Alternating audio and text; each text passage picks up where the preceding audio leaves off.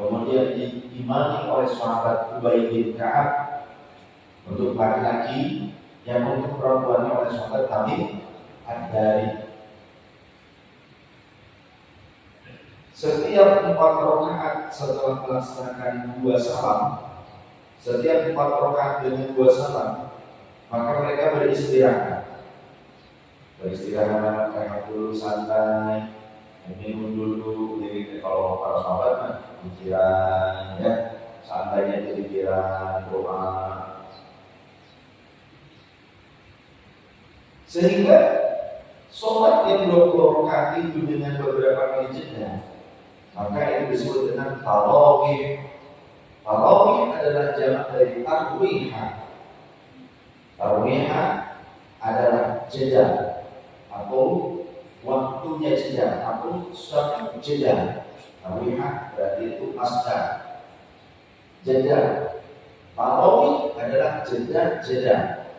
Jadi sholat yang ada jeda-jedanya tersebut.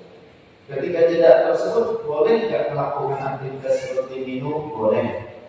Intinya kalau sudah salam sholat itu ya boleh minum. Jangan nunggu 4 rakaat, 2 rakaat aja. Kalau mau minum aja. Beres salam boleh minum. Yang penting beres salam. Jangan kan minum hitut gitu kan?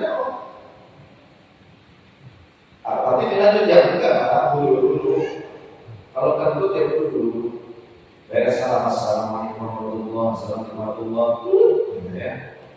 Dan kemudian kalau kita menunggu, tidak masalah.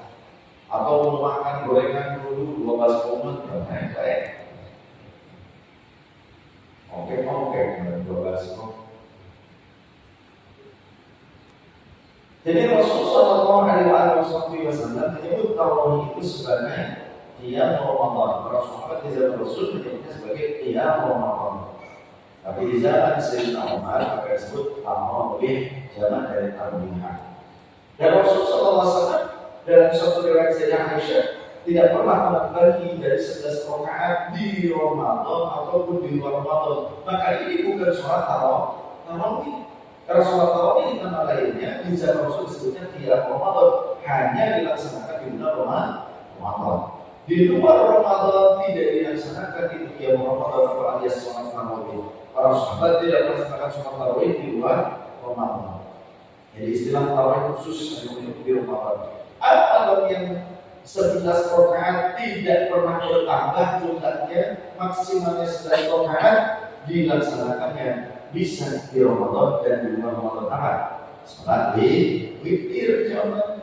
Karena di dalam suatu riwayat yang lainnya di dalam Sahih Bukhari, Sayyidah Aisyah juga dalam Sahih Muslim, Sayyidah Aisyah bertanya kepada Rasulullah SAW. Kelanjutan hadisnya di dalam riwayat yang lain. Jadi riwayatnya bukan cuma satu. Ya Rasulullah, adzan qabla an tu'tiram.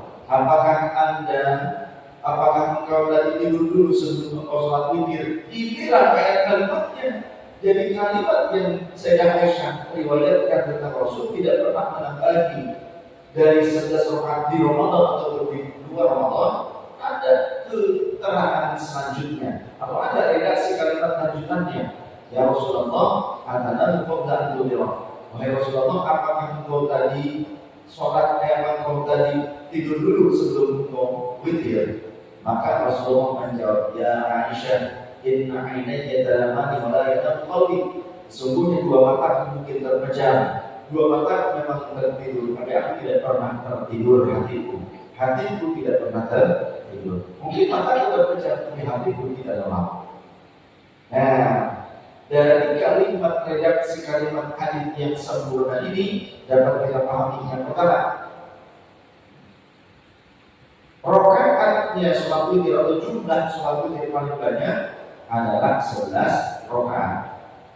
Kemudian faedah hadis yang kedua, Rasulullah SAW melaksanakan sholat witir itu di bulan Ramadan dan di luar Ramadan, dan tidak pernah melebihi dari 11 rakaat. Khusus sholat witir paling banyak 11 rakaat. Kemudian faedah yang ketiga, Rasulullah Shallallahu Alaihi Wasallam pada saat tidur-tiduran Kemudian Rasulullah SAW tidak memperbaharui wudhunya. Jadi Rasul melaksanakan sholat witir setelahnya. Rasul tidur sebelum sholat witir. Kalimatnya kan begini, perhatikan.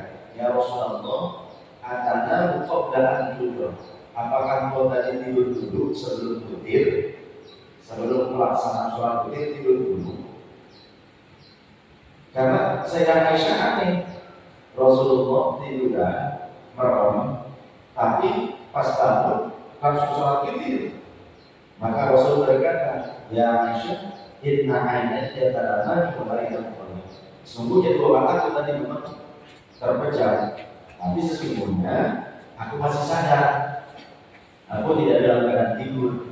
Maka para ulama ahli fikih menjelaskan, cuma memejamkan mata selama masih menyadari suara-suara yang di sekelilingnya, maka itu belum dikatakan tidur. Maka tidak batal wudhunya.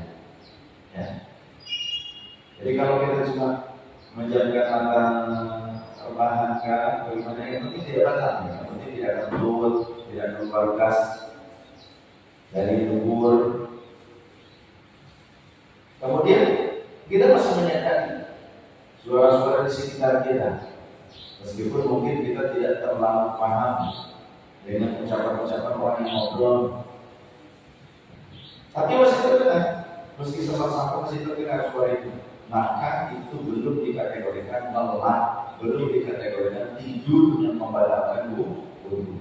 Jadi tidak batal wudhu itu dasar hukum yang diambil dari fuqaha di antara.